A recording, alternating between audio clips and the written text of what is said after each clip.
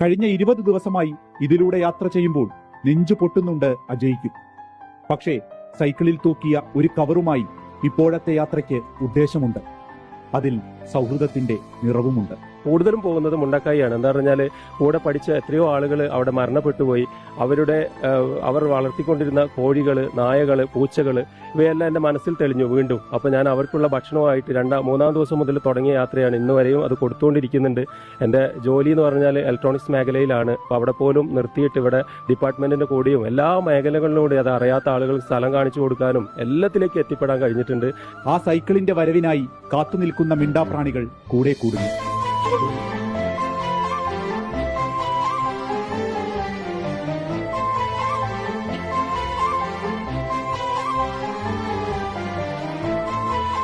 ഞാൻ എൻ്റെ യാത്ര എന്ന് പറഞ്ഞാൽ ഒരു 5:30-6 മണിക്ക് ഞാൻ ഉണ്ടാവും, ടൗണിലുണ്ടാവും. ആ സമയത്ത് എന്നെ കൊണ്ടാവുന്നതെല്ലാം ചെയ്തിട്ട്